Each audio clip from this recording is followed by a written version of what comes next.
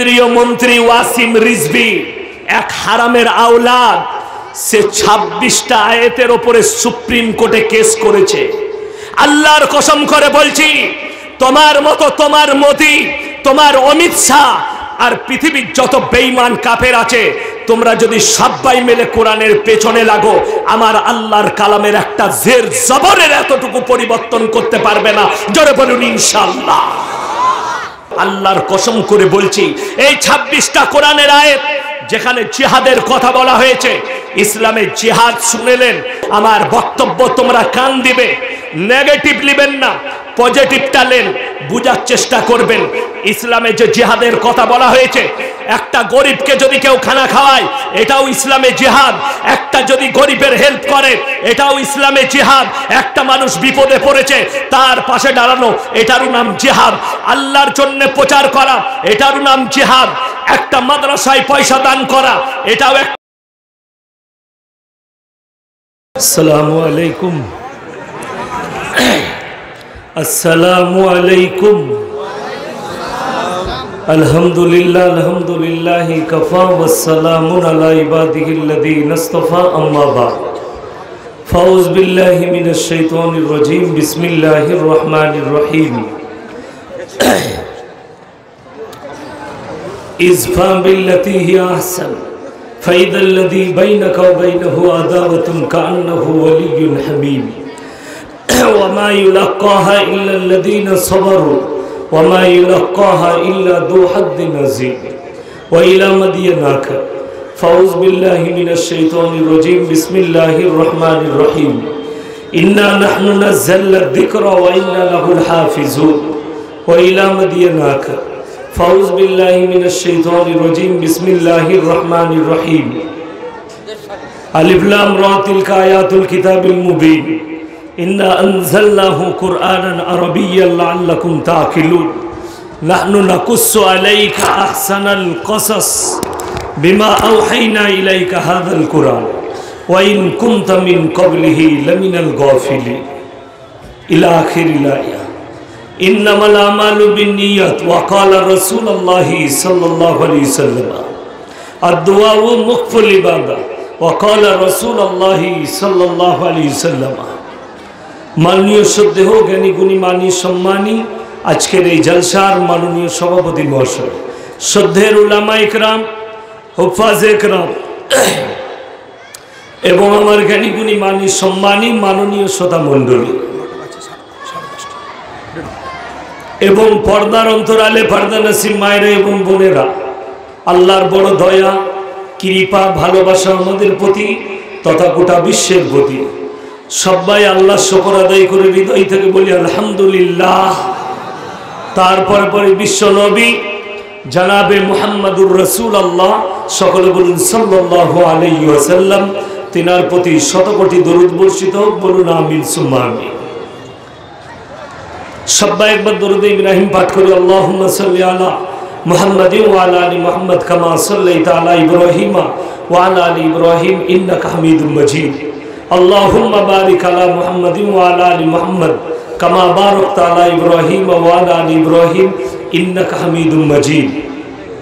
গুটি কয়েক কথা আলোচনা করব, আমরা সকলে আমল করব, বলুন ইনশাআল্লাহুল আজিজ। আজকে গোটা দেশ জুড়ে খেলা শুরু হয়েছে, কিন্তু খেলা করতে গেলে ফুটবল গ্রাউন্ডটা, স্টেডিয়াম ভর্তির দরকার আছে, তবে প্লেয়ার ভালো খেলবে, তাই না? আপনার জোরে একবার বলুন নারায়ে তাকবীর। আওয়াজটা ঠিক হলো না, কেন হলো না? আমাদের বসার তরিকাটা নবীজি সাল্লাল্লাহু আলাইহি সাল্লামের আদর্শ মোতাবেক হয়নি। সকলে জোরে বলুন ইনশাআল্লাহ। আমরা আল্লাহর রাস্তায় খেলবো, জোরে বলুন ইনশাআল্লাহ। তাই আমি বলবো, সামনের জায়গাগুলো যেগুলো আছে পূরণ করে নেন, আমার খেলতে সুবিধা হবে। এগিয়ে আসুন, জোরে আর একবার নারায়ে তাকবীর দেবো, সামনেগুলো পূরণ করে নেন, নারায়ে তাকবীর। এগিয়ে আসুন, পূরণ করে নেন, মাশাআল্লাহ, আলহামদুলিল্লাহ। আর পেছনের ভাইদিকে বলবো, আপনারা দাঁড়িয়ে থাকবেন না, বসে যান। তা না হলে যদি প্রয়োজন না থাকে তো এখান থেকে চলে যান, মাজমায় বসুন। আল্লাহ তাআলা আমাদের মানুষকে এই পৃথিবীর বুকে পাঠিয়েছেন আমাদের জীবনের লাইফে দুটো খুব গুরুত্বপূর্ণ জিনিস দিয়েছে। কটা বললাম বাবা? জোরে বলুন, কটা? দুটো খুব গুরুত্বপূর্ণ জিনিস দিয়েছেন। একটা হচ্ছেন আমাদের জীবন, আর একটা হচ্ছে আমাদের জীবনের মৃত্যু। মৃত্যু এবং হায়াত, এই দুটো জিনিস খুবই গুরুত্বপূর্ণ। তার মধ্যে সব থেকে গুরুত্বপূর্ণ হচ্ছে মৃত্যুটা নয়, মৃত্যু হচ্ছে স্বাভাবিক। যতগুলো জানদার পৃথিবীর বুকে এসছে সকলকে মৃত্যুর স্বাদ গ্রহণ করতেই হবে, হবে না? কিন্তু আমরা যে দুনিয়ার বুকে বেঁচে আছি, কে কতক্ষণ থাকবো কেউ জানেন? কারো জানা আছে? এটা কে জানে? সকলে বলুন, একমাত্র আল্লাহ।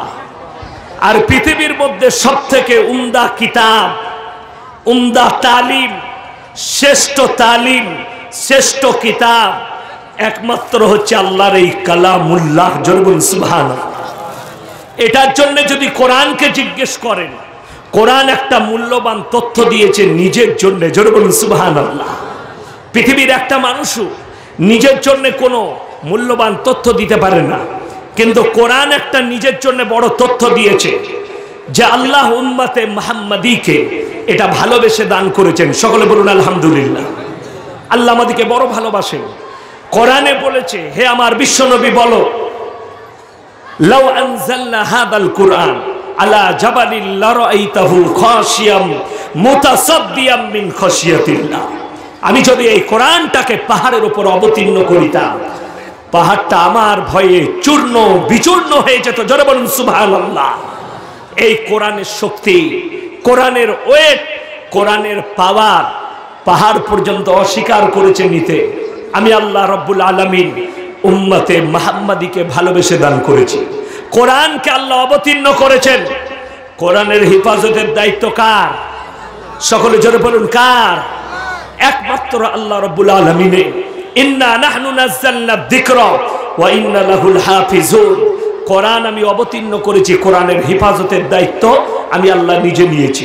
কোরআনে একটা জের জবরকে পরিবর্তন করার ক্ষমতা পৃথিবীর কোন মৌলবি মোল্লার আছে? কোন মুফতির আছে? কোন মুহাদ্দিসের আছে? কোন বৈজ্ঞানিকের আছে? নেই। এই ভারতবর্ষের একজন কেন্দ্রীয় মন্ত্রী ওয়াসিম রিজভী, এক হারামের আওলাদ, সে 26টা আয়াতের উপরে সুপ্রিম কোর্টে কেস করেছে। আল্লাহর কসম করে বলছি, তোমার মতো, তোমার মোদি, তোমার অমিত শাহ আর পৃথিবীর যত বেঈমান কাফের আছে, তোমরা যদি সবাই মিলে কোরআনের পেছনে লাগো, আমার আল্লাহর কালামের একটা জের জবরের এতটুকু পরিবর্তন করতে পারবে না। জোরে বলুন ইনশাআল্লাহ। ওয়াসিম রিজভী শিয়ার ঘরের ছেলে, একটা হারামের আওলাদ, সে বলেছে কোরআনের 26টা আয়াতকে পরিবর্তন করতে হবে। যেখানে জিহাদের কথা বলা হয়েছে, হারামখোরের আওলাদ জিহাদ শব্দটাই বুঝেনি। আর সব থেকে দুর্বলতা, আমরা মুসলমান ভাই নিজেদিকে প্রকাশ করি আমি হচ্ছি মুসলমান, কিন্তু ইসলামের দলিল, মুসলমান হওয়ার দলিল, এবং আপনি একটা গায়ের মুসলমানকে, আপনার পড়োশী একটা হিন্দু ভাইকে আপনি ইসলাম বুঝাতে পারলেন না, আমার নবীকে চিনাতে পারলেন না, আর আপনি নিজেকে মুসলমান বলেন। আমরা কিরকম মুসলমান একটু বলে দিই, তারপর আমি ওয়াসিম রিজভীর কথা বলবো, যে 26টা কোরআনের আয়াতের উপরে মামলা করেছে সুপ্রিম কোর্টে। আল্লাহর কসম করে বলছি, তোমরা ভেবো না এটা বাবরি মসজিদ, এটা আল্লাহর কালাম। আল্লাহ তো একটা মার দিয়েছে, সেটাই সামালতে পেরেছে? এখনো পর্যন্ত পারেনি। গোটা পৃথিবীর বেঈমান কাফেররা বলছিল, যত দেশ আছে ইহুদি নাসারা বেঈমানদের, কোন জায়গায় মুসলমান নারীকে হেনস্থ করা হচ্ছে বোরকা পরিধানের জন্য, মুখ ঢাকা দেওয়ার জন্য। নারীরা মুখ ঢাকা দিতে পারবে না, মুসলমানদের মেয়েরা বোরকা পরতে পারবে না। আল্লাহ বলল, আমি কিরকম মার দিয়েছি বলতো? এখন বলছে মরদরা যদি মুখ ঢাকা না নেয় তো জরিমানা হবে। জোরে বলুন সুবহানাল্লাহ। আল্লাহ বলে, আমার মারের আওয়াজ উঠেছে? আওয়াজ উঠেনি, কিন্তু এমন ঝটকা দিয়েছি, মেয়েরা মরদরা সবাই তোমরা মুখ ঢাকা দাও। সারা দেশের প্রধানমন্ত্রীও পার্লামেন্টে এরকম করে আছে, তাই না? আল্লাহ বলে, কিরকম দিয়েছি বল? তুই বলছিলি মুসলমান মেয়েরা মুখ ঢাকতে পাবি না, এখন বলছে তোরা না ঢাকলে, মরদরা না ঢাকলেও জরিমানা। জোরে বলুন সুবহানাল্লাহ। তো তোমরা যদি কোরআনের বিরুদ্ধে আঙ্গুল তুলো, ওই আঙ্গুলটা নামাতে আমার আল্লাহর একটা মুহূর্ত সময় লাগবে না। এই পৃথিবীর মালিক একমাত্র আল্লাহ রব্বুল আলামিন।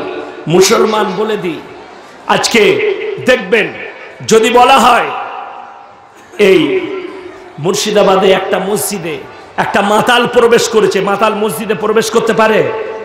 পারবে? পারবে না। সেখানে মতোয়াল্লি বাধা দেবে। গ্রামের কমিটির লোক বলে মদ খেয়ে গাঁজা খেয়ে মসজিদে প্রবেশ করা যাবে না, কিন্তু দুঃখ লাগে সুদ খেয়ে ফাঁস কাতারে নামাজ পড়তে পায় আমাদের দেশের লোক। বললে গায়ে লাগবে।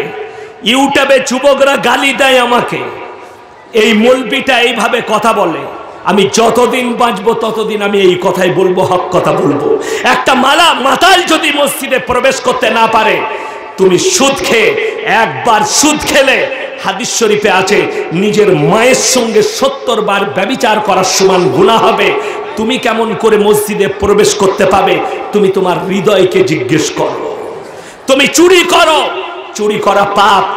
তুমি চুরি করে ফাঁস কাতারে নামাজ পড়ো আর বলো আমার মতো মুসল্লি নাই। মদ খেলে মসজিদে ঢুকতে পাবে না, গাঁজা খেলে মসজিদে প্রবেশ করবে না, কিন্তু সুদ খেলে তুমি ফাঁস কাতারে নামাজ পড়ে চায়ের দোকানে বসে মৌলবীর বিরুদ্ধে ফতোয়া দিতে পারবে।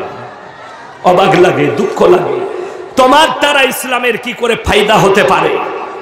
ওই জন্য মাদ্রাসা, ওই জন্য উলামা, ওই জন্য মৌলবী। আজকে দুঃখ লাগে, বেদনা লাগে। আজকে বড় বড় টিভি চ্যানেলে আমাদের মতো মৌলবী টুপি পরিয়ে বস করিয়েছে, 5-5 হাজার টাকায় বিক্রি হয়ে যাওয়া মৌলবী। আর্নব গোস্বামীর মতো হারামির বাচ্চা মুসলমানদের মৌলবীদিকে বিক্রি করে। তারা কি করে? বলে বসো আমাদের ডেভিডে এসে, টিভি চ্যানেলে বস করায়, আর এরা নিজে থেকে হেরে যায়, কথার উত্তর দিতে পারে না, দিয়ে ইসলামকে ছোট করে। যদি সত্যিকারই তুমি বাপের বেটা হও, একবার এরকম একটা বাপের বেটাকে ডেকে দেখাও তো তোমারও বাপ যদি ইয়াদ না দিলি দিত, ইনশাল্লাহ আমিও বাপের বেটা নয়। একটা এরকম মৌলবীকে ডাকো যারা হক পথে চলে, যারা হক কথা বলে। ওই বিক্রি হওয়া মৌলবীগুলোকে ডেকে দেখাও না, ইসলাম ছোট।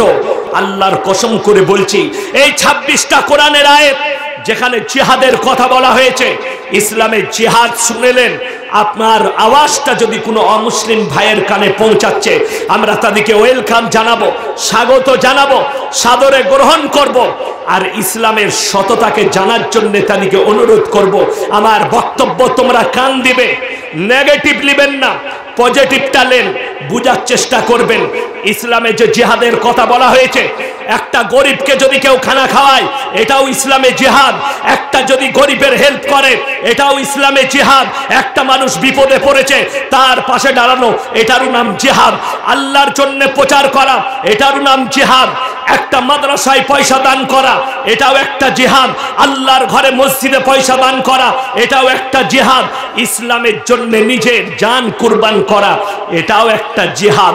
আমার নবী জানাবে মুহাম্মদুর রাসূলুল্লাহ, সকলে জোরে বলুন সাল্লাল্লাহু আলাইহি সাল্লাম, নিজের জিন্দেগিতে তলোয়ার রেখেছিলেন। ওই ইয়াসিন রিজভির মতো হারামের আওলাদকে বলো, এ হারামখোরের বাচ্চা, আমার নবীজি জীবন দশায় তলোয়ার রেখেছিলেন, কিন্তু আল্লাহর নবী তলোয়ারের দ্বারা, নিজের জীবন দশায় নবীজি তলোয়ারের দ্বারা মানুষ তো দূরের কথা, একটা প্রাণীও ক্ষতবিক্ষত হয়নি। জোরে বলুন সুবহানাল্লাহ। আমার নবীজি যুদ্ধ করেছেন নিজের আত্মরক্ষার জন্য, নিজের তলোয়ারটা কারোর উপরে চালায়নি। অবাক লাগে, দুঃখ লাগে, আমাদের দেশে যারা বলছে কোরআনে জিহাদের আয়াত লেখা আছে। আরে হারামখোর, কোরআনে তুমি বাইবেল আর মহাভারত খুলো, বাইবেল খুলো, মহাভারত খুলো, গীতা রামায়ণ খুলে দেখাও, কোথায় লেখা আছে জয় শ্রীরাম বলে মানুষ খুন করা যায়? গুজরাটে 2002-এ রক্তর হুলি খেলা হয়েছে, ইমাম আর মুয়াজ্জিনকে মসজিদের ভেতরে ভরে পেট্রোল ঢেলে আগুন ধরানো হয়েছে। আমি তখন মাদ্রাসা জামিয়াতুল কিরাত কাফলেদার ছাত্র, 2002-এ আমি তখন গুজরাটে পড়াশোনা করি। তোমরা মায়ের পেট চিরে সন্তান বার করে তলোয়ারে করে খেলা করেছো। আর আমার নবীজি যেদিনে মক্কা বিজয় করেছেন, আমার নবীজি 5টা প্রতিশ্রুতি দিলেন। জোরে বলুন সুবহানাল্লাহ। 1 নম্বর, আমার নবীজি বললেন সব থেকে বড় মাস্টার প্ল্যান, নবীজির বড় দুশ্মন, তার নাম হচ্ছে আবু সুফিয়ান। সেই আবু সুফিয়ানকে বললে, হে আবু সুফিয়ান, তোমার বাড়িতে যারা আশ্রয় নিয়েছে তাদের গায়ে হাত লাগানো হবে না। জোরে বলুন সুবহানাল্লাহ। এটা 1 নম্বর প্রতিশ্রুতি। দ্বিতীয় নম্বর, যারা কাবা ঘরে প্রবেশ করেছে তাদের গায়ে হাত লাগানো হবে না। তৃতীয় নম্বর, বৃদ্ধ বৃদ্ধাকে শিশুকে মারা হবে না। জোরে বলুন সুবহানাল্লাহ। হে আবু সুফিয়ান, শুনে নাও, যারা আত্মসমর্পণ করবে তাদের গায়ে হাত লাগানো হবে না। পঞ্চম নম্বর, নবীজি বললেন তোমরা মক্কায় বসবাস করবে, নিজের ধর্ম পালন করবে, তোমাদের গায়ে কেউ হাত লাগাতে পারবে না। জোরে বলুন সুবহানাল্লাহ। আর তুমি বলছো ইসলাম জিহাদের কথা বলেছে। আরে যে নবীজি নিজের চাদরটা ছেড়ে বিড়ালকে ঢাকা দিতে পারে ঘুম ভেঙে যাবে বলে, আমরা হচ্ছি সেই নবীর উম্মত। জোরে বলুন সুবহানাল্লাহ। আমাদের দ্বারা কখনো রক্ত বইতে পারে না, একটা মুসলমানের দ্বারা কখনো হিংসা বিদ্বেষ ছড়াতে পারে না। ওয়াসিম রিজভির জানা দরকার।